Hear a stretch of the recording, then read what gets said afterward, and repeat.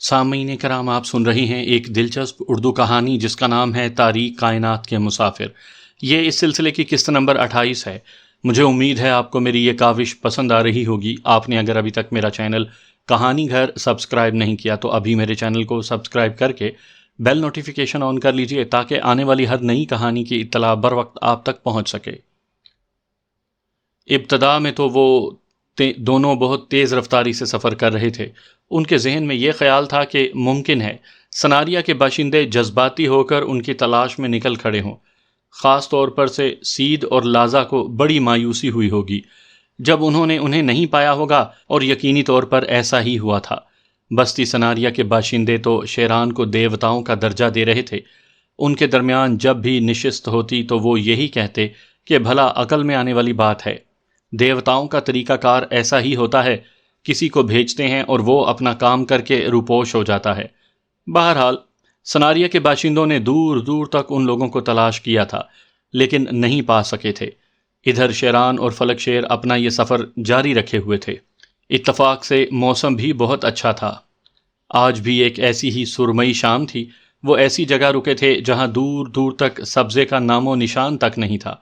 چاروں طرف بھوری بھوری سنگلاخ چٹانیں سینہ تانے کھڑی ہوئی تھیں۔ پہاڑی علاقہ تھا اور خاصی دور تک چلا گیا تھا۔ فلک شیر نے یہ سفر کرتے ہوئے شیران کو پکارا اور شیران چونک کر اسے دیکھنے لگا۔ وہ کسی سوچ میں گم تھا۔ فلک شیر نے کہا، یہ جگہ تو خاصی دلچسپ معلوم ہوتی ہے مجھے۔ بالکل گدھے کے بارے میں سنا ہے کہ جب کہیں ہریالی کا نام و نشان نہیں ہوتا تو وہ بے حد تندرست ہو جاتا ہے، جبکہ موسم بہار میں وہ دبلا ہونے لگتا ہے۔ یہ سوچ کر کے کچھ کھایا پیا ہی نہیں، اسی لیے تمہیں یہ خالی چٹانیں اچھی لگ رہی ہیں کہ تمہاری فطرت میں گدھا پن شامل ہے۔ توبہ توبہ توبہ، ہر بات کا تاریک پہلو دیکھنا تمہاری عادت بن چکی ہے۔ فضول بکواس مت کرو، کم از کم عقل کا نہیں تو ناک ہی کا استعمال کرو۔ کیا مطلب؟ شیران نے اسے غور سے دیکھتے ہوئے کہا، مجھے ہواؤں میں بارود کی بو محسوس ہو رہی ہے۔ میرا خیال ہے تم نے اتنا عرصہ گربان کے محل میں گزارا ہے اور تم جو کچھ مجھے وہاں کے بارے میں بتا چکے ہو اس کے بعد تمہیں طرح طرح کی بو محسوس ہوگی۔ کوئی ایسی بات نہیں ہے۔ خیر میری بات تو چھوڑو، میں تو کچھ اور محسوس کر رہا ہوں۔ کیا؟ کچھ اداس اداس لگ رہے ہو۔ تمہارے ہوتے ہوئے انسان کچھ بھی نہیں لگ سکتا۔ اتنی بکواس کرتے ہو کہ مجھے سوچنے کا موقع ہی نہیں ملتا۔ خوب خوب، ویسے ایک سوال میرے ذہن میں بار بار آتا ہے اور میں نے سوچا کہ کبھی موقع ملے گا تو تم سے ضرور وہ سوال کروں گا۔ بکو، شیران نے مسکراتے ہوئے کہا، سرزمین سنشایا کی حسیناؤں کو میں نے دیکھا ہے، گلاب کے تازہ کھلے ہوئے پھولوں جیسی لگتی ہیں، لیکن تم نے ایک اچھا خاصا وقت اوپر کی دنیا میں بھی گزارا ہے۔ کیا وہاں کسی سے دل نہیں لگایا؟ میں تمہیں پہلے ہی کہہ چکا ہوں کہ گدھے کو جب مستیاں سوجتی ہیں نا تو وہ دلتیاں چلاتا ہے اور حلق سے اپنا گدھا راگ نکالتا ہے۔ ان فضول باتوں کے علاوہ تمہارے پاس اور کوئی باتیں بھی ہیں؟ اوفو، یہ فضول باتیں نہیں، یہی عمر تو ہے اس قسم کی باتیں کرنے کی۔ اس کے بعد تو ہمارے بچے ہی ہمارے کان کھا جایا کریں گے۔ بچے؟ شیران ہنس پڑا۔ کیوں، تمہارا کیا خیال ہے؟ کیا زندگی اسی طرح گزار دو گے؟ اپنی بات کرو، اپنی۔ میں تمہیں بھی اپنا ہی سمجھتا ہوں، فلک شیر بولا، اور شیران ہنس کر سامنے دیکھنے لگا۔ بہرحال شیران نے تھوڑی دیر خاموشی کے بعد ایک طرف اشارہ کر کے کہا، ادھر دیکھو، ادھر کیا ہے؟ کچھ بھی نہیں، اب بھوری چٹانوں میں کوئی حسین چہرہ بھی نظر نہیں آ سکتا۔ ٹھہرو، میں لکڑیاں سمیٹ کر لاتا ہوں، اس کے بعد چائے وغیرہ بنائی جائے، یہاں تو بڑی اداسی ہے۔ فلک شیر سچ مچ اپنی جگہ سے اٹھا اور لکڑیاں جمع کر کے اس نے ان کے ڈھیر میں آگ لگا دی۔ پھر بڑے بڑے پتھروں پر چائے کا برتن رکھ کر وہ چائے بنانے لگا۔ موسم واقعی کچھ ٹھنڈا سا ہو رہا تھا، حالانکہ پہاڑیاں دن بھر تپتی رہی تھی، لیکن اس وقت وہ ٹھنڈی بھی کچھ ضرورت سے زیادہ ہی ہو گئی تھی، اور قرب و جوار میں سبزہ نہ ہونے کے باوجود ایک عجیب سی خوشگوار کیفیت کا احساس تھا۔ یوں وقت گزرتا رہا۔ 15ویں کا چاند پوری آب و تاب کے ساتھ آسمان پر جلوہ گر ہوتا رہا۔ چٹانوں پر چاندنی اور چاروں طرف چھائے ہوئے سناٹے کا امتزاج ماحول کو پراسرار بنا رہا تھا۔ آگ اچھی طرح دہک رہی تھی اور وہ دونوں کسی خیال میں ڈوب گئے تھے۔ بہت دیر سے فلک شیر نے کوئی چٹکلا نہیں چھوڑا تھا، لیکن بہرحال اس کو اس سے زیادہ صبر کرنا آتا بھی نہیں تھا۔ چنانچہ اس نے ایک دم شیران کو آواز دی اور شیران چونک پڑا۔ فلک شیر کے آواز دینے کا انداز ایسا ہی تھا جیسے کوئی خاص بات ہوئی ہو۔ کیا ہوا؟ ابھی تک تو کچھ نہیں ہوا، فلک شیر نے جواب دیا، البتہ میں تمہیں کچھ بتانا چاہتا ہوں۔ ہاں بولو۔ آج چاند کی 15ویں تاریخ ہے، آسمان کی جانب دیکھ رہے ہو؟ ہاں ہاں مجھے علم ہے، اور اس تاریخ کو ویرانوں میں گردش کرنے والی بلائیں جمع ہوتی ہیں۔ بلائیں نہیں بلکہ بلا کہو، تم کسی بلا سے کم ہو، شیران نے ہنستے ہوئے کہا۔ اس کے علاوہ یہ علاقے بڑے عجیب و غریب ہیں، نہ جانے کیوں مجھے ایسے خیالات آ رہے ہیں۔ پیٹ خراب ہوگا اور کیا کہا جا سکتا ہے۔ نہیں، تم یقین کرو میرے خیالات بڑے سنسنی خیز ہیں۔ مثلاً جیسا کہ میں نے تم سے ابھی کہا، تھوڑی دیر پہلے کی بات ہے کہ مجھے فضا میں بارود کی بو آ رہی ہے۔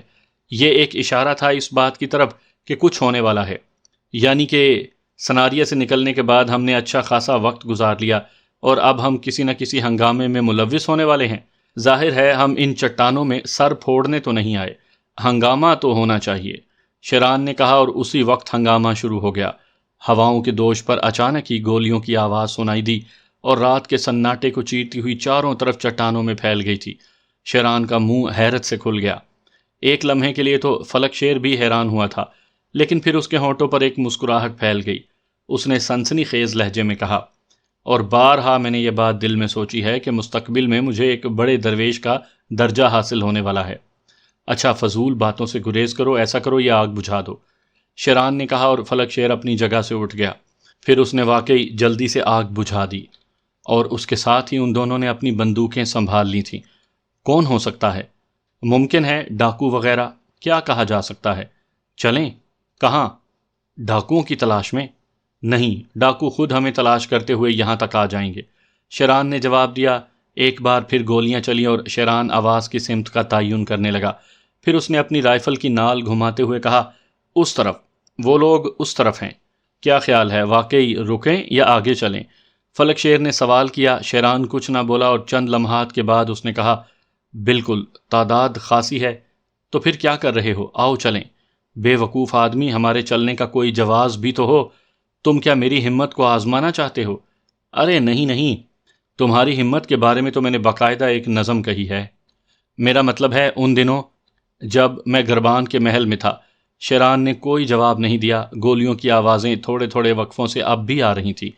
بالکل ایسے لگ رہا تھا جیسے دو گروہ ایک دوسرے پر حملہ آور ہو گئے ہوں۔ ہم اس طرح بیٹھ کر جنگ ختم ہونے کا انتظار پہلے کبھی نہیں کرتے تھے۔ تمہاری اگر شامت آئی ہے تو دفع ہو جاؤ، اس کے بعد غائب ہو جانا، اور جب میں کھیر پکا لوں تو چمچہ لے کر کھانے کے لیے بیٹھ جانا، کیا سمجھے؟ شیران ناگواری سے بولا اور فلک شیر خاموش ہو گیا۔ سردی آہستہ آہستہ بڑھ رہی تھی اور آگ بجھا دینے کے بعد موسم خاصا ٹھنڈا ہو گیا تھا۔ تھوڑی دیر کے بعد گولیوں کی آوازیں بند ہو گئیں اور سناٹا چھا گیا۔ بہت دیر تک وہ لوگ انتظار کرتے رہے، کوئی رد عمل سامنے آئے، لیکن ایسا نہ ہوا تو فلک شیر نے کہا، یا تو وہ جیالے ختم ہو گئے یا پھر لڑائی دن کی روشنی تک کے لیے ملتوی کر دی گئی ہے۔ سنشایا کی ان بستیوں میں بڑے بڑے سر پھرے رہتے ہیں، ہو سکتا ہے دو گروہ آپس میں لڑ پڑے ہوں اور اس کے بعد تھوڑا سا نقصان اٹھا کر منتشر ہو گئے ہوں، کیا کہا جا سکتا ہے؟ تو پھر ہم کیوں جاگ رہے ہیں؟ آرام سے سو جاؤ۔ ویسے ایک بات اور بھی ہے، فلک شیر بولا۔ کیا؟ ہو سکتا ہے کچھ شکاری ٹولیاں ہوں جو شکار پر گولیاں چلا رہی ہوں۔ جو کچھ بھی ہو سکتا ہے، اب صبح دیکھا جائے گا، میں آرام کرنا چاہتا ہوں۔ ٹھیک ہے، فلک شیر بولا، اور پھر انہوں نے ایک مناسب جگہ منتخب کی اور آرام کے لیے لیٹ گئے۔ باقی رات سکون کے ساتھ گزر گئی تھی اور دوبارہ گولیوں کی آواز نہیں سنائی دی۔ صبح ہوتے ہی فلک شیر جاگا اور اس نے شیران کو بھی جگا دیا۔ بزرگوں کا کہنا ہے کہ صبح اگر جلدی اٹھا جائے تو آسمانوں سے رزق اترتا ہے۔ ہم ہمیشہ پیچھے رہ جاتے ہیں، بلکہ اب تو اس خشک اور بے آب و گیا علاقے نے گھوڑوں کا رزق بھی اٹھا دیا ہے۔ ویسے شیران، تازہ گوشت کے حصول کے لیے شکار ضروری ہو گیا ہے۔ اب تو ایسے لگتا ہے جیسے ہم نے گوشت کھانا ہی چھوڑ دیا ہو۔ کچھ نہ کچھ تو مل ہی جائے گا۔ ہاں یقیناً گیدڑ اور لومڑیاں، لیکن کیا گیدڑ کا گوشت کھا سکتے ہو تم؟ پہاڑی بکروں کے بھی تو امکانات ہیں۔ بکرا؟ اگر تمہاری ہی طرح کوئی بے وقوف بکرا ہوا تو ان اطراف میں آئے گا، ورنہ یہاں بکروں کا کیا کام، اور بکرے پتھر نہیں چاٹتے۔ فلک شیر نے کوئی جواب نہیں دیا، اس نے اس بات سے اتفاق کر لیا تھا۔ پھر اچانک وہ بولا، لیکن یہاں چکور ضرور ہوں گے، کیونکہ انہیں گھاس پھوس کی ضرورت نہیں ہوتی، بلکہ چٹکتی ہوئی چاندنی ان کا شوق پورا کر دیتی ہے۔ چلو آؤ اب دیکھتے ہیں۔ ایسی جگہوں پر تو رکنا ہی بیکار ہے۔ گھوڑے بھی بور ہو گئے ہوں گے۔ کچھ دیر کے بعد وہ اپنے گھوڑوں پر بیٹھ کر وہاں سے آگے بڑھ گئے۔ شیران نے تھوڑا فاصلہ طے کرتے ہوئے اچانک رخ تبدیل کر لیا۔ فلک شیر اس وقت تک تو کچھ نہیں سمجھا، لیکن پھر فوراً ہی اس کی سمجھ میں آ گیا کہ شیران نے اس طرف رخ کیوں کیا۔ یہ وہی سمت تھی جدھر سے رات کو گولیاں چلنے کی آوازیں آئی تھیں۔ یہ بھی ممکن تھا کہ رات کو کسی قسم کا شکار کھیلا گیا ہو۔ آگے جوں جوں راستہ طے ہوتا رہا، بے ہنگم چٹانیں نظر آنے لگیں۔ ان کے درمیان راستے کی تلاش میں خاصی دشواری پیش آ رہی تھی۔ کچھ دور چل کر وہ رک گئے۔ روانگی سے پہلے اندازہ نہیں تھا کہ کس قسم کی چٹانوں سے سابقہ پڑے گا۔ ابھی وہ اندازے سے آگے بڑھنے ہی والے تھے کہ ان کے عقب میں ایک کرخت آواز ابھری، بندوقیں زمین پر ڈال دو ورنہ چھلنی ہو جاؤ گے۔ دونوں چونک کر رک گئے تھے، لیکن بہرحال فوری طور پر انہوں نے اپنی بندوقیں زمین پر ڈال دی تھیں۔ اب ادھر مڑو، لیکن ہاتھ اوپر بلند کر کے۔ پھر حکم دیا گیا۔ انہوں نے آواز سے اندازہ لگا لیا تھا کہ انہیں حکم دینے والی کوئی لڑکی ہے۔ بہرحال وہ پلٹے تو فلک شیر نے حکم دینے والی کو دیکھ کر پلکیں جھپکائیں۔ وہ تیکھے نقوش کی خوبصورت لڑکی تھی جو پستول تانے کھڑی نظر آئی۔ میں تم میں سے کسی کو زندہ نہیں چھوڑوں گی، اس نے غرائی ہوئی آواز میں کہا، اور شیران نے اس کے چہرے کا بغور جائزہ لیا۔ لیکن فلک شیر فوراً ہی بولا، کیا ہم تمہیں زندہ نظر آ رہے ہیں؟ بس تمہیں دیکھ کر تو ویسے بھی مر جانے کو دل چاہتا ہے۔ بہت زیادہ زبان دراز بننے کی کوشش مت کرو، زبان کھینچ کر ہاتھ پر رکھ دوں گی، لڑکی بولی، اور آہستہ آہستہ چل کر ان کے گھوڑوں کے پاس پہنچ گئی۔ زبان کھینچ کر ہاتھ پر رکھ دوں گی؟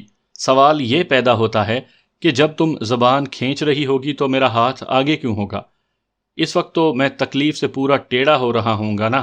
فلک شیر نے خوفناک سا منہ بنا کر دونوں ہاتھ پیچھے کیے، اور لڑکی کے انداز میں ایک لمحے کے لیے گڑبڑاہٹ سی نظر آئی۔ بس یہی لمحہ فلک شیر کے لیے کافی تھا۔ اس نے گھوڑے سے چھلانگ لگائی اور لڑکی کے ہاتھ کا پستول سنبھالے ہوئے نیچے آ رہا۔ ایک لمحے کے اندر اس نے لڑکی کے ہاتھ سے پستول چھین لیا تھا۔ بس اب تم ایسا کرو کہ سب سے پہلے مجھے مار دو، بلکہ ایسا کرو کہ میری زبان کھینچ کر میرے ہاتھ پر رکھ دو۔ فلک شیر نے اپنا ایک ہاتھ پھیلا دیا۔ لڑکی ہکا بکا رہ گئی تھی۔ فلک شیر اس کے سامنے، بالکل سامنے کھڑا تھا، اور شیران کے حلق سے ایک کہا نکل گیا تھا۔ لڑکی کی آنکھوں میں نفرت اور غصے کی جگہ خوف کی جھلکیاں نمودار ہوئیں۔ وہ ان دونوں کو دیکھ رہی تھی۔ ہاں، اب کیا کہتی ہو؟ تم نے تو اپنے کہے ہوئے الفاظ میں کسی ایک کا بھی پاس نہیں کیا۔ کیا خیال ہے اب میں تمہیں گولی مار دوں؟ نہیں، میں مرنا نہیں چاہتی۔ لڑکی خوف زدہ انداز میں پیچھے ہٹ گئی۔ اور سناؤ، کیسے مزاج ہیں تمہارے؟ ویسے یہ گولیاں خوب چل رہی تھی۔ تم بتاؤ، تم ہمیں کیوں روکنا چاہتی تھی؟ تمہارے بارے میں جاننے کے لیے۔ کیا تم نے رات کو گولیاں چلائی ہیں؟ خوب۔ یہ سوال تم ہم سے کر رہی ہو؟ فلک شیر ہی بات چیت کر رہا تھا۔ میں جانا چاہتی ہوں، لڑکی نے خوف زدہ لہجے میں کہا۔ مگر ہمیں زندہ چھوڑ کر کیوں جا رہی ہو؟ بس تم مجھے معاف کر دو۔ رات کو ادھر اس چٹان پر وہ تارزیلا کا باشندہ تھا، اور بیچارہ کالکوں کی تلاش میں مارا پھر رہا تھا۔ اس کا نام تابنوس تھا۔ میری اس سے دوستی ہو گئی تھی۔ مجھے اس کی موت کا بہت غم ہے۔ شیران چونک پڑا تھا۔ لڑکی نے کہا، لیکن تم کالکے تو نظر نہیں آتے۔ ہم کالکوں پر لعنت بھیجتے ہیں۔ ٹھیک ہے، تم مجھے معاف کر دو، بس میں جانا چاہتی ہوں۔ لیکن تم نے ہمیں جو کہانی سنائی ہے وہ کہانی نہیں ہے۔ اس چٹان پر تم اس کی لاش دیکھ سکتے ہو۔ وہ کالکے تھے، کیا سمجھے؟ شاید تم ہمارے ساتھ چلو، ورنہ یہ سمجھ لو کہ اب تمہاری بھی خیر نہیں۔ کہیں ایسا نہ ہو کہ اس ویرانے میں گدھ تمہاری لاش بھی گھسیٹتے پھریں۔ فلک شیر بولا، کیا بکواس کر رہے ہو؟ لڑکی خوف زدہ انداز میں بولی۔ یہ صحیح کہہ رہا ہے لڑکی، شیران نے پہلی بار اس گفتگو میں شرکت کرتے ہوئے کہا۔ مجھے احساس ہو رہا ہے کہ تمہاری زندگی بھی خطرے میں ہے۔ جو لوگ اس کے قاتل ہیں جس کے بارے میں تم نے تذکرہ کیا ہے، وہ یقیناً اس بات سے واقف ہوں گے کہ تم اس کے ساتھ ہو، اور اس کے بعد وہ تمہیں بھی زندہ نہیں چھوڑیں گے۔ لیکن کیا تم بتا سکتی ہو کہ وہ کون ہیں؟ آؤ میں تمہیں اس کی لاش دکھاؤں، لڑکی نے کہا، اور تھوڑی دیر بعد شیران اور فلک شیر نے تابنوس کی لاش دیکھ لی، جسے دیکھ کر انہیں دکھ ہوا تھا۔ لڑکی کہنے لگی، میری بستی یہاں سے تھوڑے فاصلے پر ہے، اگر تم چاہو تو میرے ساتھ چلو، میں تمہاری خاطر مدارات کروں گی۔ چلو ٹھیک ہے، ویسے بھی تمہیں باحفاظت پہنچا دینا ہمارا فرض ہے، شیران نے کہا، اور لڑکی نے پہلی بار شیران کو گہری نگاہوں سے دیکھا، پھر سر جھکا کر کچھ سوچنے لگی، پھر کہنے لگی، تم مجھے میری بستی تک پہنچا دو گے؟ وعدہ کرتے ہو مجھے کسی طرح کا نقصان تو نہیں پہنچاؤ گے؟ اب اس کے بارے میں ہم کیا کر سکتے ہیں؟ راستے میں سوچیں گے کہ تمہیں نقصان پہنچایا جائے یا نہ پہنچایا جائے، فلک شیر نے کہا۔ بکواس بند کرو۔ ہاں لڑکی، تم کیا کہنا چاہتی ہو؟ میں کون ہوں، کیا ہوں اور یہاں کیوں آئی ہوں، تم یہ سب کچھ مجھ سے نہ پوچھنا۔ ہمیں کیا ضرورت ہے، تم ایک لڑکی ہو، بس یہی جاننا کافی ہے ہمارے لیے۔ کیا یہ شخص بہت زیادہ باتیں نہیں کرتا؟ لڑکی نے اچانک ہی شیران کی طرف رخ کر کے کہا۔ بے تکلفی برداشت نہیں کی جائے گی احمق لڑکی، میں زیادہ باتیں نہیں کرتا، اور خاص طور سے تم جیسی فضول لڑکیوں سے۔ ویسے تمہارا نام کیا ہے؟ فلک شیر نے دوبارہ اپنے گھوڑے پر سوار ہوتے ہوئے کہا۔ سنوبا، لڑکی سرد لہجے میں بولی۔ ایک بات بتاؤ، ادھر شکار ملتا ہے؟ شیران نے پوچھا۔ نہیں، قطعی نہیں۔ چکور بھی نہیں ملتے؟ نہیں، چکور کا اس وقت کیا سوال، بس ایسے ہی پوچھ لیا۔ ایک بات میں بھی پوچھنا چاہتی ہوں۔ کیا واقعی؟ فلک شیر دانت نکالتے ہوئے بولا۔ تم کون ہو؟ ہاں، ہم کون ہیں؟ واقعی یہ ایک پراسرار سوال ہے، لیکن تم یقین کرو ہم خود یہی تلاش کرنے کے لیے نکلے ہیں کہ ہم کون ہیں۔ لڑکی نے ناگواری سے گردن جھکائی تو فلک شیر فوراً بول اٹھا۔ دیکھو لڑکی، میں بہت بھوکا ہوں، ابھی تک کچھ نہیں کھایا۔ اگر ایسی غضبناک نظروں سے گھورو گی تو کہیں ایسا نہ ہو کہ تمہیں ہی کچا چبا جاؤں۔ ویسے بھی مجھے اس وقت شدت سے تازہ گوشت کی طلب ہو رہی ہے۔ خیر، اب ایسا بھی نہیں، تم مجھے اتنی آسانی سے نہیں مار سکو گے۔ آؤ میری بستی چلو، میں وہاں تمہارے کھانے پینے کا بندوبست کر دوں، اسی میں تمہاری بھی زندگی ہے۔ فلک شیر خوفناک لہجہ بنا کر بولا، اور لڑکی نے نفرت سے منہ سکوڑ لیا۔ کیا تم پیدل ہی چلو گی؟ شیران نے سوال کیا۔ ہاں، بستی زیادہ دور نہیں، تم اپنے گھوڑوں کی رفتار سست رکھو۔ نہیں، یہ مناسب نہیں۔ چلو فلک شیر، اسے اپنے پیچھے بٹھا لو۔ میں اس کے ساتھ نہیں بیٹھوں گی۔ اگر تم یہ احسان کرنا چاہتے ہو تو تم مجھے اپنے گھوڑے پر سوار کر لو، لڑکی نے کہا، اور فلک شیر نے ایک زوردار کہا لگایا۔ چلو فیصلہ ہو گیا کہ لڑکی کس کے گھوڑے پر بیٹھے گی۔ بکواس مت کرو، لڑکیوں کا احترام کرنا سیکھو، شیران نے کہا، اور ہاتھ بڑھا کر لڑکی کو پھول کی طرح اٹھایا اور اپنے گھوڑے کی پشت پر بٹھا دیا۔ راستے میں اس نے لڑکی سے پوچھا، تمہاری بستی کا نام کیا ہے؟ کیکا، لڑکی نے جواب دیا۔ اور تمہارا سردار کون ہے؟ زراس۔ زراس بہت خوفناک آدمی ہے، یوں سمجھ لو کہ ایک خوفناک بھیڑیا، بس ہم لوگ اسے پسند نہیں کرتے۔ شیران نے کوئی جواب نہیں دیا، گھوڑا مناسب رفتار سے دوڑتا رہا، اور سنوبا شیران کی پشت سے چپکی ہوئی تھی۔ وہ خود عجیب و غریب کیفیات کا شکار تھی، لیکن شیران نے اس کی موجودگی کو ذرا بھی محسوس نہیں کیا تھا۔ بس اس کے ذہن میں تابنوس کی لاش چکرا رہی تھی، جو کالکوں کا مخالف تھا، اور اس کے ہونٹ بھینچے ہوئے تھے۔ پہاڑی علاقوں کی سڑکیں عام طور سے ایسی ہی چکردار ہوتی ہیں جیسے سڑکوں نے پہاڑیوں کو لپیٹ رکھا ہو، اور ان کے نشیب میں ہیبت ناک گہرائیاں اپنی پستیوں میں ذرا سی لغزش کرنے والے کو اس طرح پناہ دیتی ہیں کہ ہڈی پسلی کو پتہ بھی نہ چلے۔ لیکن وہ لڑکی طوفان تھی یا بگولا؟ ان تیز پہاڑی راستوں پر وہ اتنی تیزی سے گھوڑا دوڑا رہی تھی کہ دیکھنے والے دہشت سے لرز اٹھیں۔ گھوڑے کی رفتار بے پناہ تیز تھی، اور اس کے انداز سے محسوس ہو رہا تھا جیسے وہ کھلے میدان میں گھوڑا دوڑا رہی ہو۔ اس کے ساتھ ساتھ ہی اگر کبھی گھوڑے کی رفتار کو وہ سست محسوس کرتی تو دانت پیس کر اس پر ہنٹر برسانا شروع کر دیتی۔ وہ ایک انتہائی خوبصورت لڑکی تھی، حسین و جمیل، لباس بھی انتہائی قیمتی پہنا ہوا تھا، اور بالکل اس طرح کا جیسے شکاری پہنتے ہیں۔ اس کے غصے کی شدت کا اندازہ ہوتا تھا۔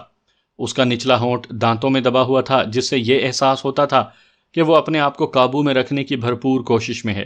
اس کی ناک کے نتنے غصے کی زیادتی کی وجہ سے پھول اور پچک رہے تھے، اور ساری پیشانی شکنوں سے بھری ہوئی تھی۔ آنکھیں خون کی طرح سرخ تھیں۔ بے شک وہ ایک خوش شکل لڑکی تھی، لیکن اس وقت غصے کی زیادتی نے اس کے نقوش کو بگاڑ کر رکھ دیا تھا۔ کالے لمبے گھنے سیاہ بال اڑ اڑ کر اس کی پیشانی کا محاصرہ کر لیتے، جنہیں وہ گردن کے پیچھے کر دیتی۔ شکاری لباس اس کے جسم پر بہت سج رہا تھا، یوں لگ رہا تھا جیسے کسی خاص بات پر سخت غضبناک ہو گئی ہو۔ سینے پر کارتوس کی پیٹی اور کمر میں دونوں اطراف پستول اڑسے ہوئے تھے۔ خوفناک سنگلاخ پہاڑی راستے طے ہوتے جا رہے تھے، یہاں تک کہ گہرائیوں میں ایک بستی کے آثار نظر آنے لگے۔ بستی میں زندگی رواں دواں تھی۔ وہ کچھ ہی دیر کے بعد بستی میں داخل ہوئی، اور پھر اپنے گھوڑے کو بستی کے مختلف راستوں سے گزارتی ہوئی ایک قہوہ خانے پر رکی، اور یہاں اس نے گھوڑا روک دیا۔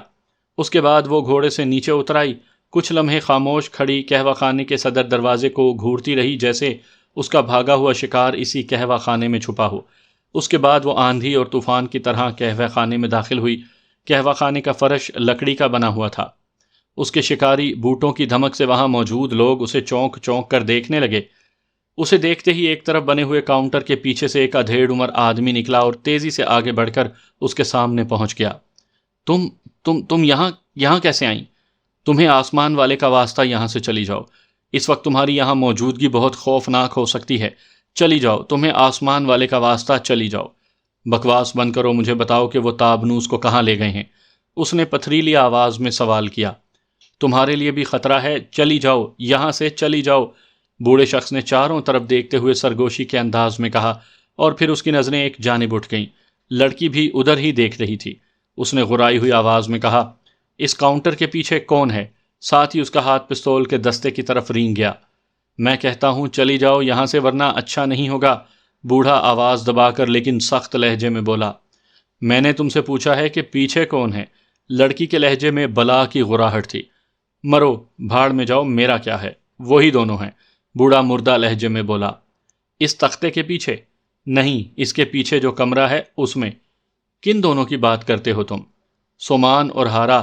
لیکن ایک بات میں پھر کہتا ہوں کہ یہاں سے چلی جاؤ، اگر تمہیں کچھ ہو گیا تو میں تمام عمر افسوس کرتا رہوں گا۔ میں اب اس بات کا پورا اعتراف کرتا ہوں کہ میری بوڑھی ہڈیاں کسی کی حفاظت کرنے کے قابل نہیں ہیں۔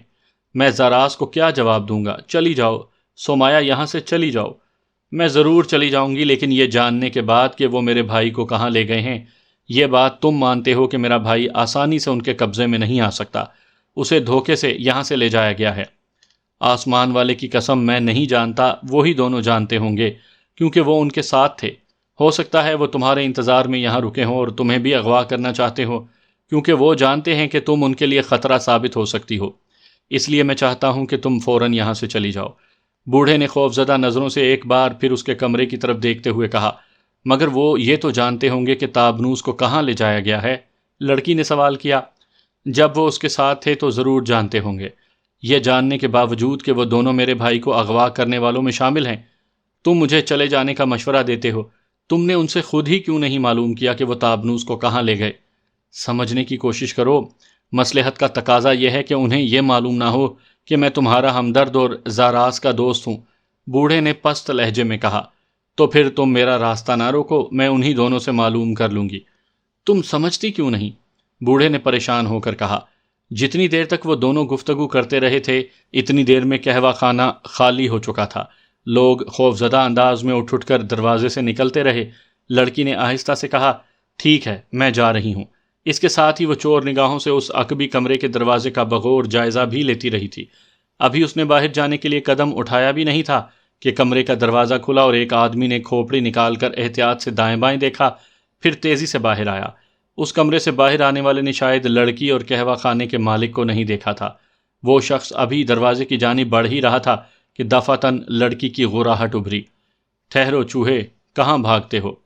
یہ آواز سن کر وہ شخص ایک دم اچھل پڑا اور پلٹ کر اس نے لڑکی کو دیکھا۔ پھر حیرت سے اس کا منہ کھل گیا۔ لڑکی کے پستول کی نال اس کے سینے کی جانب اٹھی ہوئی تھی۔ قہوہ خانے کا بوڑھا مالک تھوک نگل کر رہ گیا۔ کمرے سے جو شخص نمودار ہوا تھا وہ بھی مسلح تھا اور اس کی کمر کے دونوں طرف پستول لٹکے دکھائی دیے، مگر وہ اس لڑکی کو دیکھ کر اتنا حیران ہوا تھا کہ اس کے ہاتھ پستول کی جانب نہیں بڑھے۔ تب لڑکی غرا کر بولی، دونوں ہاتھ اوپر اٹھا لو۔ یہ الفاظ ادا کرنے کے ساتھ ساتھ ہی وہ آہستہ آہستہ اس کی جانب بڑھنے لگی تھی۔ قہوہ خانے کا بوڑھا آدمی اپنی جگہ پر کھڑا رہا۔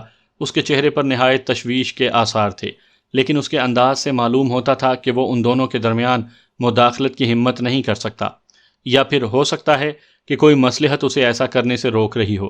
بہرحال اندر سے برآمد ہونے والے شخص نے اپنے دونوں ہاتھ اٹھا دیے تھے۔ کتے، تابنوس کہاں ہے؟ لڑکی اس کے قریب پہنچ کر کسی خونخوار بلی کی طرح غرائی۔ دیکھو، تم مجھے مار نہیں سکتی، وہ شخص گھبرا کر بولا، اور اس کے چہرے پر خوف کے ایسے ہی آثار نظر آنے لگے جیسے وہ اس لڑکی سے خوف زدہ ہو۔ تو نے سنا نہیں میں کہتی ہوں تابنوس کہاں ہے؟ تو یقین کر میں نہیں جانتا، اس نے تھوک نگل کر کہا۔ لڑکی کا چہرہ اسی کی طرف تھا، لیکن دفعتاً ہی اس نے ہاتھ میں دبے پستول کا رخ تبدیل کیا اور دھائیں کی آواز کے ساتھ گولی چلی۔ نشانہ اسی کمرے کے دروازہ تھا۔ ایک پستول کی نال جھانکی تھی اور اس کے ساتھ ہی ایک کربناک چیخ سنائی دی تھی۔ اندازہ یہ ہوا کہ کمرے کے دروازے سے کسی نے لڑکی کا نشانہ لینا چاہا تھا۔ بہرحال کمرے کے اندر ایک کراہ گونجی اور سامنے کھڑا ہوا شخص خوفزدہ انداز میں کپ کپانے لگا۔ اس نے گھبرائی ہوئی آواز میں کہا، ہارا اندر ہے، وہ۔ بکواس بند کر، جیسے کھڑا ہے ویسے ہی کھڑا رہ، یہ کہہ کر لڑکی اس دروازے کی جانب بڑھی جہاں سے پستول کی نال جھانکی تھی، اور اب پستول دروازے کے باہر آ گرا تھا۔ سب سے پہلے لڑکی نے پھرتی سے پستول اٹھایا، اور اب اس کے ہاتھوں میں 2 پستول تھے، ایک اس کا اپنا اور دوسرا اندر والے کا، جس نے شاید اسے نشانہ بنانے کی کوشش کی تھی، لیکن وہ اس کی طرف توجہ دیے بغیر ایک بار پھر باہر کھڑے ہوئے شخص کی طرف متوجہ ہوئی جس کا نام سومان تھا۔ اس نے کہا، ہاں اب تو بتا کہ تیرے ساتھی تابنوس کو کہاں لے گئے ہیں۔ دیکھ، زندگی بہت قیمتی چیز ہے، ایک بار جاتی ہے تو دوبارہ نہیں ملتی۔ میں تیرے سینے میں یہ ساری گولیاں اتار دوں گی، اور دوسرا پستول اس کے لیے چھوڑوں گی جو اندر یا تو کتے کی موت مر چکا ہوگا یا کم از کم اس کا ہاتھ اس کا ساتھ چھوڑ چکا ہوگا۔ لڑکی کے لہجے کی صفاقی ناقابل یقین تھی۔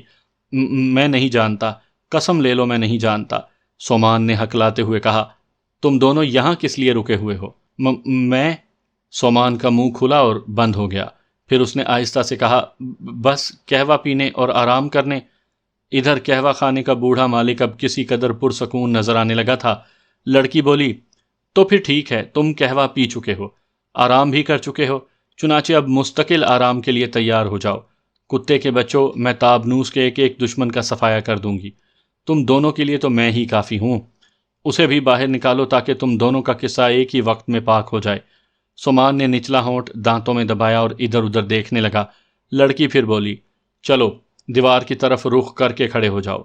اس نے پستول کی نال سے اشارہ کیا، لیکن سومان کے بدن نے جنبش نہیں کی تو لڑکی غرائی، جلدی کرو، اور اس کے سر سے اوپر کا نشانہ لے کر اس نے گولی چلا دی۔ سومان زور سے اچھلا تھا اور پھر اس کی ہمت جواب دے گئی۔ وہ دیوار کی طرف منہ کر کے کھڑا ہو گیا اور اس نے دونوں ہاتھ اوپر اٹھا لیے۔ لڑکی پھرتی سے آگے بڑھی اور اس کا پستول پیٹی میں اڑس کر دوسرا پستول زمین پر پھینک دیا۔ پھر اس نے سومان کے پستول کی پیٹی میں ہاتھ ڈال کر دونوں پستول نکال لیے۔ سومان کو ابھی تک اس بات کا خیال نہیں آیا تھا کہ وہ خود بھی مسلح ہے، اور اگر وہ تھوڑی سی ہمت کر لے تو لڑکی سے مدافعت کر سکتا ہے، لیکن اب کیا ہو سکتا تھا؟ اس کے دونوں پستول اب لڑکی کے ہاتھ میں تھے۔ ٹھیک ہے، گھوم جا۔ سومان کو ایک دم ہی احساس ہوا تھا کہ یہ کیا ہوا۔ اس نے کہا، دیکھو میں بے قصور ہوں، اور تم جو کہہ رہی ہو یا کر رہی ہو وہ ٹھیک نہیں۔ میں جو کچھ کر رہی ہوں وہ ٹھیک ہے یا غلط، اسے تم رہنے دو، لڑکی نے کہا۔ سومان کچھ اور کہنا چاہتا تھا، لیکن ابھی وہ کچھ کہنے بھی نہیں پایا تھا کہ اچانک گولی چلنے کی آواز آئی اور ساتھ ہی اس کی گردن سے خون کا فوارہ بلند ہوا۔ گولی باہر سے چلائی گئی تھی اور سومان اس کا شکار ہوا تھا، یا پھر شاید اسے ہی نشانہ بنایا گیا تھا۔ لڑکی ایک دم اچھل کر پیچھے ہٹ گئی اور قہوہ خانے کا مالک گھبرا کر سومان کو دیکھنے لگا۔ سومان اوندھے منہ گرتا رہا اور دیکھتے ہی دیکھتے زمین پر آ رہا۔ 2-3 بار اس نے پاؤں رگڑے اور شاید اس کے بعد دم توڑ دیا۔ لڑکی دوڑ کر اس کمرے کی طرف بڑھ گئی جس میں سومان کا دوسرا ساتھی ہارا موجود تھا۔ قہوہ خانے کا مالک بھی اس کے پیچھے پیچھے ہی تھا۔ وہ دونوں کمرے میں داخل ہوئے، لیکن کمرہ خالی تھا، البتہ خون کی بوندیں کھڑکی تک گئی تھی اور کھڑکی سلاخوں سے خالی تھی۔ لڑکی نے دانت پیستے ہوئے بوڑھے کی طرف دیکھا اور بولی، کیا اس کھڑکی کی سلاخیں نہیں تھی؟ نہیں۔ تو تمہیں مجھے پہلے بتانا چاہیے تھا۔ اس کا مطلب ہے وہ نکل گیا، ادھر ہی سے کود کر بھاگا ہوگا، اور یہ گولی بھی اسی نے چلائی ہوگی۔ غلطی ہو گئی کہ کیا میں کھڑکی سے دوسری طرف اتر کر دیکھوں؟ قہوے خانے کے مالک نے کہا۔ نہیں، میں خود دیکھتی ہوں۔ وہ کھڑکی کی دوسری طرف کود گئی، وہاں بھی دیوار پر خون کی بوندیں موجود تھیں۔ پھر وہ اس کھڑکی کے راستے کمرے میں واپس آئی۔ جاؤ، اب قہوہ خانے میں تمہارا کوئی گاہک نہیں ہے۔ صدر دروازہ بند کر دو، گولی کی آواز سے شاید لوگ ادھر متوجہ ہو جائیں۔ میں نہیں چاہتی کہ تابنوس کی گمشدگی کا لوگوں کو پتہ چلے۔ سمجھتا ہوں، بوڑھے نے کہا اور صدر دروازہ بند کر دیا۔ مجھے یقین ہے کہ وہ تابنوس سے لا علم تھا، البتہ ہارا یہ بات جانتا تھا، لیکن وہ فرار ہو گیا۔ ویسے اگر دباؤ ڈالا جاتا تو شاید سومان ہی اس بارے میں کچھ بتا سکتا۔ مجھ سے بچ کر نہیں جا سکیں گے یہ دونوں۔ ویسے یہ دونوں کب تک قیام کے لیے یہاں آئے تھے؟ انہوں نے کہا تھا کہ وہ کل تک یہیں قیام کریں گے۔ ٹھیک ہے، میں چلتی ہوں۔ میری بات سنو، میرے بارے میں کیا سوچا ہے تم نے؟ تمہارے بارے میں؟ ہاں، تم کیا سمجھتی ہو وہ اتنی آسانی سے مجھے چھوڑ دیں گے؟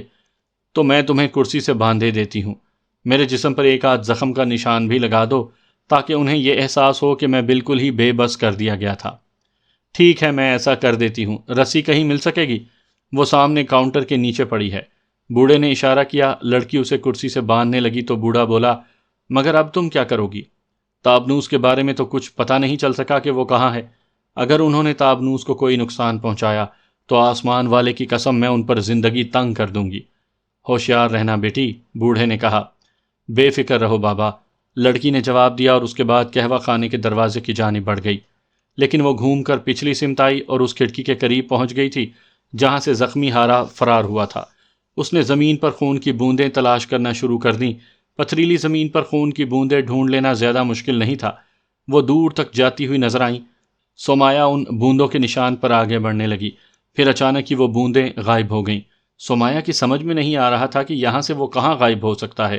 آس پاس کوئی پناہ گاہ بھی نہیں تھی، ہو سکتا ہے اس کے جسم کا خون بہنا بند ہو گیا ہو۔ چنانچہ وہ واپس کھڑکی کی طرف پلٹ آئی۔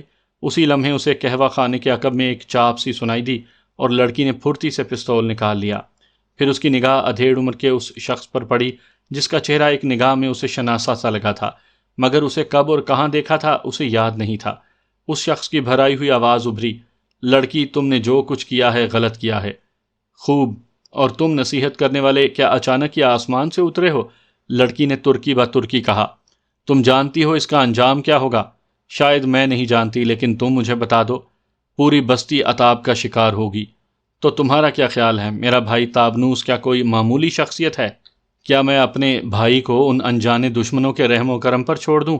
اور یہ دونوں، میں اچھی طرح جانتی ہوں ان کے بارے میں، یہ بہت عرصے سے عیش و عشرت کی زندگی گزار رہے ہیں، اور یہ زندگی انہیں کالکوں ہی کی دی ہوئی ہے۔ ہاں یقیناً ایسی بات ہے، یہ بات میں جانتا ہوں۔ تو کیا تم یہ بھی جانتے ہو کہ میرے بھائی کو کہاں لے جایا گیا؟ یہ نہیں جانتا، البتہ اتنا ضرور چاہتا ہوں کہ جس قدر جلد ممکن ہو تم اس جگہ کو چھوڑ دو۔ میں اس زخمی کو تلاش کر رہی ہوں۔ کیا تم یہ بات جانتے ہو کہ وہ کس طرف گیا ہے؟ عمر رسیدہ شخص نے ادھر ادھر دیکھا، پھر سرگوشی کے انداز میں انگلی اٹھا کر دکھایا اس طرف۔ لڑکی نے چونک کر اس شخص کو دیکھا اور بولی، مجھے دھوکہ دیتے ہو؟ جواب میں اس شخص کے ہونٹوں پر ایک طنزیہ مسکراہٹ پھیلی، پھر اس نے کہا، جب تک دنیا پر اعتبار نہیں کرو گی حقیقتوں تک نہیں پہنچ پاؤ گی۔ سومایا نے ایک نگاہ ادھر دیکھا جدھر بوڑھے نے اشارہ کیا تھا، اور پھر وہ صدر دروازے کی طرف بڑھ گئی۔ یہاں پہنچنے کے بعد اس نے اپنے گھوڑے کو کھولا اور ایک بار پھر طوفان کی طرح پہاڑیوں پر چل پڑی۔ کچھ دور چلنے کے بعد گہرائیاں شروع ہو گئی تھیں۔ اس نے احتیاط سے گھوڑے کو پہاڑیوں کی نشیب میں اتارنا شروع کیا اور آخرکار ایک صاف ستھری جگہ پر پہنچ کر رک گئی۔ گھوڑے سے اترنے کے بعد اس کی نگاہیں چاروں اطراف کا جائزہ لینے لگیں۔ وہ پہاڑیوں کی بلندیوں کو بغور دیکھتی رہی۔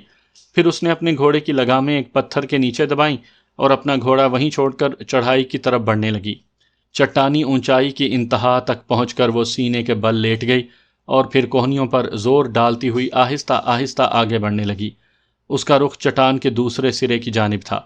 دوسرے سرے پر پہنچ کر اس نے نشیب میں جھانکا۔ دور دور تک کسی کا وجود نہیں تھا۔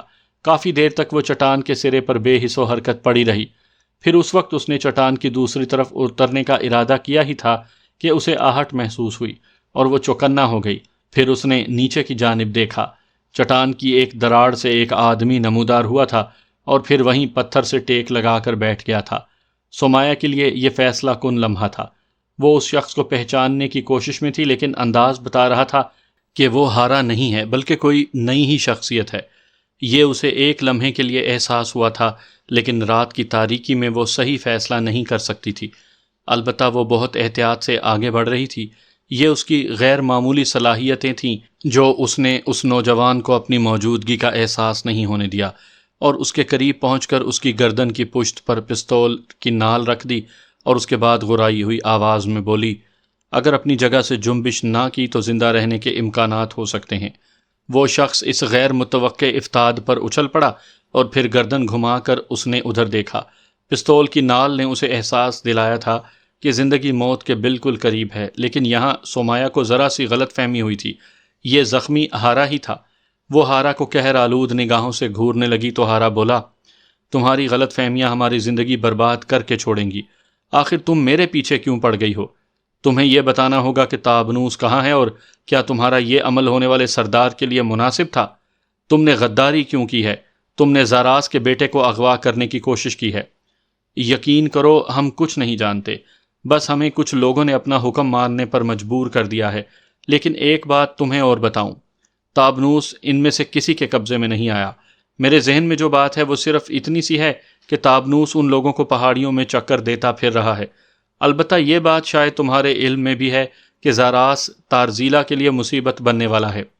اس کے بارے میں یہ بتایا جاتا ہے کہ کالکوں نے اسے پوری طرح اپنے شکنجے میں جکڑ لیا ہے اور اب وہ کالکوں کے رحم و کرم پر ہے۔ کتے، تم اپنے سردار پر غداری کا الزام لگا رہے ہو؟ نہیں، یہ بات ہمیں بتائی گئی ہے، اور ثبوت کے بغیر تم نے کسی اجنبی شخص کی بات پر یقین کر لیا؟ بس ہمیں اس طرح مجبور کر دیا گیا تھا کہ تمہیں بتایا نہیں جا سکتا۔ خیر، اب میں تمہیں حکم دیتی ہوں کہ تم نہ صرف تابنوس کو تلاش کرو بلکہ زاراس کی غداری کا ثبوت بھی پیش کرو، اور جب تک تم یہ ثبوت نہیں دے دو گے، مجھے جان لو میں زاراس کی بیٹی سومایا ہوں۔ جو کچھ تمہارے ساتھ کروں گی تم اس کا تصور بھی نہیں کر سکتے۔ ہارا خاموشی سے سامنے دیکھتا رہا۔ اس کے چہرے سے یہ اندازہ ہو رہا تھا کہ جیسے وہ کسی کشمکش کا شکار ہو۔ آخر اس نے ایک نظر سومایا کو دیکھا، پھر بولا، ان لوگوں نے تابنوس کو پکڑنے کی کوشش کی تھی اور اسے وادی لاما لانے کا حکم دیا گیا تھا۔ وہ ایک سنسان جگہ ہے اور جو لوگ اسے وہاں تک لے جانے کی کوشش کر رہے تھے ان کے بارے میں سنا ہے کہ وہ تابنوس پر قابو نہیں پا سکے اور تابنوس ان کے چنگل سے نکل گیا ہے۔ اس کے علاوہ اور کیا احکامات ملے تھے تمہیں؟ شاید تمہیں اس بات کا علم نہ ہو سومایا کہ تابنوس کے نکل جانے کے بعد زاراس پر ہاتھ ڈال دیا گیا ہے، اور یقینی طور پر تمہارا باپ اور ہمارا سردار تمہیں اس جگہ نہیں ملے گا جہاں وہ موجود ہوتا تھا۔ اوہ، اس کا مطلب ہے کہ اسے بھی اغوا کر لیا گیا؟ ہاں، اور اس کے بعد تمہاری باری تھی۔ نہ صرف میں اور سومان بلکہ دوسرے بہت سے لوگ بھی تمہاری طاق میں ہیں، اور شاید تم اس بات پر یقین نہ کرو کہ… ابھی ہارا اتنا ہی کہہ پایا تھا کہ اچانک ہی کچھ آوازیں سنائی دیں، اور ان میں ایک آواز نمایاں تھی۔ وہ رہی! سومایا چونک پڑی۔ پھر اس نے ایک پتھر کی اوٹ لیتے ہوئے ان لوگوں کو دیکھا۔ اچانک ہی اوپر سے گولی چلائی گئی اور یہ گولی اسی بڑے پتھر پر رگڑ کھاتے ہوئے دوسری جانب نکل گئی تھی جس کے پیچھے سومایا نے چھلانگ لگائی تھی۔ آوازیں پھر ابھریں، گھیرو اسے، بہت چالاک ہے، ادھر دیکھو، نکل کر نہ جانے پائے، اس کی زد سے بچتے رہنا۔ کسی نے چیخ کر ہدایت کی اور پھر بہت سے دوڑتے ہوئے قدموں سے فضا لرزنے لگی۔ سومایا خونخوار شیرنی کی طرح چاروں اطراف کا جائزہ لے رہی تھی۔ اچانک ہی اس کی پستول سے شعلہ نکلا اور کسی کی چیخ نے فضا کا سناٹا توڑ دیا۔ سومایا کا شکار اوپر سے لڑکتا چلا آیا اور اس کے بعد ہی ایک دم سے آوازیں بند ہو گئیں۔ انہیں غالباً اپنے ایک ساتھی کی موت کا دکھ بھی ہوا تھا اور افسوس بھی، یا پھر وہ اپنے زخمی یا مردہ ساتھی کے گرد اکٹھا ہو رہے تھے۔ سومایا نے چٹان کا سہارا چھوڑا۔ اسی وقت ہارا کی آواز ابھری، خدا کے لیے گولیاں مت چلاؤ، ورنہ وہ لوگ اندھا دھند فائرنگ شروع کر دیں گے اور تمہارے ساتھ میں بھی مارا جاؤں گا۔ ہارا کے لہجے میں انتہائی خوف تھا، لیکن ادھر ایک خاموشی سی طاری ہو گئی تھی۔ سومایا ایک دم پیچھے ہٹنے لگی اور پھر اچانک ہی وہ اپنے گھوڑے کے قریب پہنچی اور اس نے گھوڑے کی پشت پر چھلانگ لگا دی۔ اس کے بعد گھوڑا طوفان کی طرح آگے بڑھ گیا، لیکن سومایا کو مکمل طور پر خاموشی ہی چھائی ہوئی محسوس ہوئی تھی۔ ان لوگوں نے نہ تو دوڑتے ہوئے گھوڑے پر گولیاں چلانے کی کوشش کی تھی اور نہ ہی اس کا تعاقب کرنے کی۔ تاریکی میں وفادار گھوڑا سومایا کو مشکلوں سے بچاتے ہوئے اسے اس کے دشمنوں سے بچا کر لے جانے کی کوشش میں تھا۔ شیران نے سنوبا سے ساری تفصیلات سنی تھیں اور اس کے بعد اس نے ایک مشورہ دیا تھا، لڑکی اگر تم چاہو تو واپس اپنی بستی جا سکتی ہو۔ میں یہ سوچ رہا ہوں کہ جن لوگوں نے تابنوس کو نقصان پہنچایا ہے وہ ضرور اس کے بارے میں معلومات حاصل کرنے کی کوشش کریں گے۔ اگر ان میں سے کوئی زندہ میرے ہاتھ آ گیا تو میں اس سے یہ پوچھوں گا کہ تابنوس کو کیوں ہلاک کیا گیا۔ اگر ایسی بات ہے تو مجھے اپنی بستی میں جانے کی جلدی نہیں۔ کیوں؟ کیا کوئی تمہیں تلاش نہیں کرے گا؟ نہیں، ایسی بات نہیں ہے، میں اکثر طویل عرصے کے لیے گھر سے غائب ہو جایا کرتی ہوں۔ چلو پھر ٹھیک ہے۔ چنانچہ وہ وہاں سے تو ہٹ گئے تھے، لیکن تھوڑے ہی فاصلے پر انہوں نے اپنے لیے ایک جگہ منتخب کر لی تھی۔ فلک شیر خاصی دلچسپی محسوس کر رہا تھا۔ سنوبا ویسے بھی ایک زندہ دل لڑکی تھی۔ اس وقت وہ دونوں ایک چھوٹے سے جھرنے کے کنارے کھڑے ہوئے تھے۔ فلک شیر نے کہا، کیا تابنوس تمہاری منزل تھا؟ ساری کہانی سنا دی تمہیں، اس کے بعد بھی تم یہ سوال کر رہے ہو، تو کیا میں تمہاری منزل بن سکتا ہوں؟ فلک شیر بولا اور سنوبا چونک کر اسے دیکھنے لگی۔ پھر اس نے کہا، ہم دونوں اجنبی ہیں، تم مجھے نہیں جانتے اور میں تمہیں نہیں۔ اس کے بعد یہ باتیں تو بالکل فضول لگتی ہیں۔ فضول باتوں سے ہی آغاز ہوتا ہے اور اس کے بعد بات آگے بڑھتی ہے، مگر میں بات آگے نہیں بڑھانا چاہتی۔ تم ویسے تو بڑے شریف آدمی معلوم ہوتے ہو، لیکن افسوس لڑکیوں کو دیکھ کر اچھے اچھے لوگ پھسل جاتے ہیں۔ نہیں، خیر ایسی کوئی بات نہیں۔ اب تم اتنی چکنی بھی نہیں کہ میں تمہیں دیکھ کر پھسل جاؤں۔ پھر یہ کہانیاں کیوں سناتے ہو؟ سنوبا بولی۔ شیران ان دونوں سے کچھ فاصلے پر بیٹھا ان دونوں کی باتیں سنتا رہا۔ سامنے ہی ایک غار تھا جس میں انہوں نے پناہ لی تھی۔ ابھی تک کوئی ایسی خاص بات نہیں ہوئی تھی جو انہیں متوجہ کرتی، لیکن بہرحال شیران کو اس بات کا انتظار ضرور تھا کہ تابنوس کے دشمن نظر آئیں۔ البتہ اس نے یہ فیصلہ کر لیا تھا کہ زیادہ عرصے تک یہاں وقت ضائع نہیں کرے گا۔ ادھر سنوبا فلک شیر کے بجائے شیران سے کچھ متاثر نظر آتی تھی۔ بہرحال پورا دن وہیں گزار دیا اور پھر رات ہو گئی، لیکن آج کی رات سردی کچھ کم تھی۔ شفاف چاند بادلوں کے ساتھ آنکھ مچولی کھیل رہا تھا، لمحے بھر کے لیے تاریکی چھاتی اور پھر اجالا پھیل جاتا۔ ابھی رات کی ابتدا ہی ہوئی تھی، لیکن نیند کسی کی آنکھوں میں بھی نہیں تھی۔ البتہ احتیاطاً الاؤ نہیں جلایا گیا تھا۔ فلک شیر کو سنوبا کی طرف سے کوئی پذیرائی نہیں ملی تھی۔ وہ کسی قدر چڑ سا گیا تھا۔ ایک بار پھر اسے موقع ملا تو وہ کہنے لگا، تابنوس تو مر گیا ہے، کیا اس کے دشمنوں کو تم نظر نہیں آئیں؟ سنوبا نے چونک کر اسے دیکھا، پھر کہنے لگی، کیا مطلب؟ بستی میں تمہارا گھر بھی تو ہوگا؟ ہاں، کیوں نہیں؟ تو پھر ان غاروں میں کیوں زندگی بسر کرتی ہو؟ پتہ نہیں تم کیا کہنا چاہتے ہو، تمہاری باتیں میری سمجھ میں نہیں آتی۔ کیوں، تم کون سی زبان سمجھتی ہو؟ میں ہر زبان سمجھتی ہوں، لیکن تم در حقیقت ذہنی طور پر بھٹکے ہوئے نوجوان ہو۔ تمہاری عمر کتنی ہے؟ فلک شیر نے اچانک پوچھا اور پھر جلدی سے بولا، اوہو ہو، ظاہر ہے سن شائع کی لڑکی ہوں یا کہیں کی بھی لڑکی ہوں، اپنی عمر کوئی بھی نہیں بتا سکتی۔ میں تم سے زیادہ باتیں نہیں کرتی، کیا کہا جائے اور کیا نہ کہا جائے۔ خیر، میں خود بھی لڑکیوں سے زیادہ باتیں نہیں کرتا، تم چاہو تو جا کر آرام سے سو سکتی ہو۔ میں ایک بات بتانا چاہتی ہوں۔ بولو، کیا بات ہے؟ کچھ عرصہ پہلے بابا سردان بستی تارزیلا سے آیا تھا اور کچھ عجیب و غریب کہانیاں سنا رہا تھا۔ وہ کیا؟ تم کالکوں کے بارے میں جانتے ہو نا؟ تھوڑا بہت۔ بابا سران بتا رہا تھا کہ کال کے یہاں ایک ایسی نشہ آور بوٹی تلاش کر رہے ہیں جسے وہ اپنے وطن لے کر جانا چاہتے ہیں۔ سنا ہے ان کے وطن میں نشہ آور بوٹیوں کا معاوضہ بہت زیادہ ملتا ہے۔ تو پھر بس یہی کہا جا سکتا ہے کہ اس لڑکے کو، میرا مطلب ہے تابنوس کو، کالکوں کی اس کارروائی کے بارے میں علم ہو گیا ہو اور انہوں نے کالکوں کو نقصان پہنچانے کے بارے میں سوچا ہو سکتا ہے۔ تو پھر تابنوس کی موت کا راز تو ظاہر ہو جاتا ہے۔ شیران نے گفتگو میں حصہ لیتے ہوئے کہا، کیا تمہاری بستی میں کال کے آتے جاتے رہتے ہیں؟ ہاں، میں نے انہیں کئی بار وہاں دیکھا۔